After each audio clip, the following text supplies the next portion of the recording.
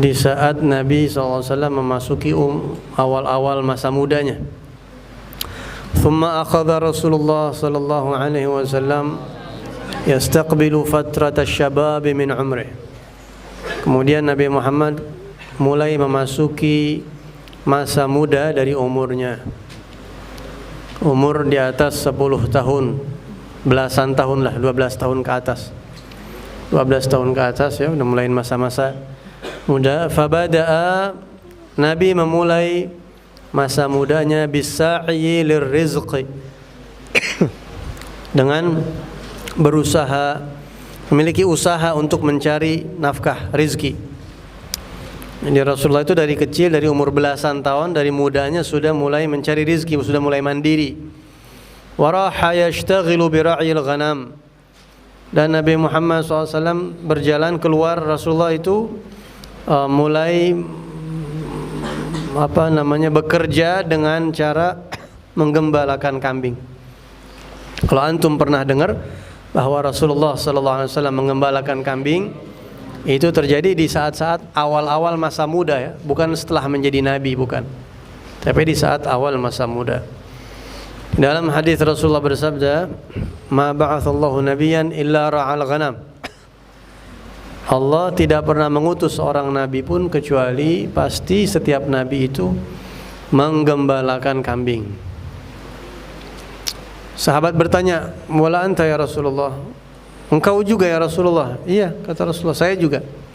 Saya dulu pernah menggembalakan kambing. Sahabat heran, maksudnya sekelas Nabi Muhammad pernah ngembalain kambing juga kan Nabi? Iya dulu. Dulu orang nggak banyak yang punya firasat bahwa ini adalah calon nabi begitu, kecuali orang-orang tertentu. Nah, jadi para nabi itu mereka menggembalakan kambing. Tapi menggembalakan kambing ini untuk para nabi adalah satu kelebihan. Ya. Jadi belum tentu kelebihan nabi itu dimiliki sama orang lain jadi kelebihan juga, belum tentu.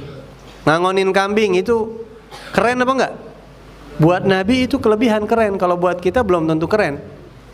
Ya, sama seperti ummiyatuhu, Nabi Muhammad itu enggak baca, enggak tulis. Kalau buat Nabi enggak baca, enggak tulis, kelebihan apa kekurangan? Kelebihan. Kalau buat kita kekurangan. Yatim. Yatimnya Nabi kelebihan. Kalau buat kita belum tentu kelebihan. Begitu. Jadi enggak semua kelebihan yang ada pada Nabi ketika dimiliki oleh seorang biasa itu jadi kelebihan juga, belum tentu.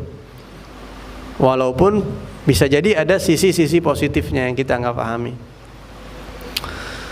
Begitu ya. Kenapa ngangonin kambing? Karena kambing itu binatang yang lembut, yang butuh banyak banget bimbingan. Jadi seolah para nabi itu sebelum mengasuh manusia, sebelum mengayomi manusia, dia dilatih dari kecil untuk terbiasa telaten ngurusin makhluk yang paling lemah, gitu ya, supaya dia nanti terbiasa.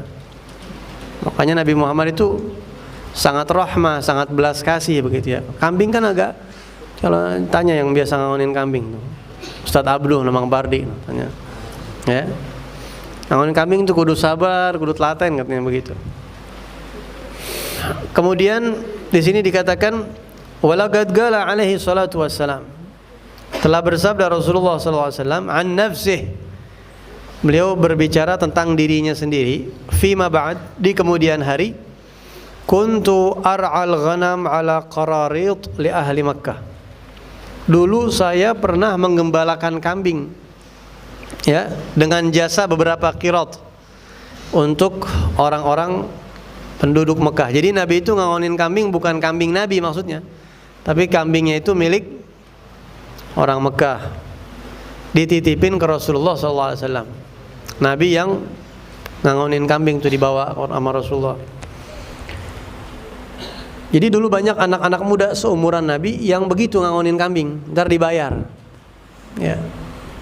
Cuma kambing yang gembalakan oleh Nabi Muhammad SAW itu katanya lebih subur, lebih gemuk daripada kambing yang digembalain sama selain Rasulullah. Dan Nabi itu kalau ngembalain kambing di satu tempat, tahu-tahu rumput di tempat itu menghijau begitu saja. Tahu-tahu hijau tuh rumput tumbuh nggak kelihatan tuh. Jadi tuh kambing anteng sama Rasulullah. Kambing itu merasakan nyaman karena gampang. Ente pernah dengar Nabi Khadir alaihissalam? Ana pernah jelasin ini kalau nggak salah. Nabi Khadir atau ada yang mengatakan juga dia wali bukan nabi, ada yang mengatakan malaikat, ada yang mengatakan nabi, ada yang mengatakan wali. Kenapa disebut Khadir? Katanya Khadir itu dari kata akhdar, hijau. Karena Nabi Khadir itu setiap tidak singgah di satu tempat kecuali tempat itu akan subur, akan tumbuh pepohonan. Gampang tumbuhnya, hijau. Tempat itu akan menjadi subur begitu ya, menjadi asri katanya. Makanya dijuluki Al-Khadir. Jadi kalau Nabi Khadir aja datang ke satu tempat jadi hijau itu tempat, makanya disebut Khadir. Apalagi Rasulullah yang lebih mulia daripada Nabi Khadir, udah pasti. Rasulullah ke rumah Sayyidah Halimah lagi paceklik, lagi nggak ada tumbuh-tumbuhan, lagi kemarau panjang. Nabi datang, kambingnya semuanya kenyang, gemuk langsung. Gimana? Jadi riayah, inayah, perhatian Allah itu bukan cuma Nabi dari kecil, dari Nabi belum lahir, kakek-kakeknya diperhatiin sama Allah, apalagi nabinya. Ya, diperhatiin. Jadi kalau Nabi ngawinin kambing tuh, makanya orang-orang suka gembalain kambing, dititipin ke Rasulullah karena subur, masya Allah, kambingnya itu bagus, rapi, luar biasa. Dan semata-mata itu semua karena keberkahannya Nabi Muhammad SAW. Ya. Nah, Nabi nanti dari hasil gembalain kambing itu, Nabi ambil sekedarnya untuk kebutuhan pribadi Nabi. Selebihnya Nabi kasih bantu untuk pamannya Abu Talib. Nabi tinggal sama Abu Talib, bantu karena Abu Talib banyak keluarganya. Dan Abu Talib ini walaupun dia pemimpin, dia bukan kaya, dia fakir. Pemimpin yang fakir. Abu Talib itu pemimpin yang fakir. Makanya Rasulullah kalau habis ngawinin kambing ada rezeki lebih dikasih, bantuin buat pamannya. Sallallahu alaihi wasallam.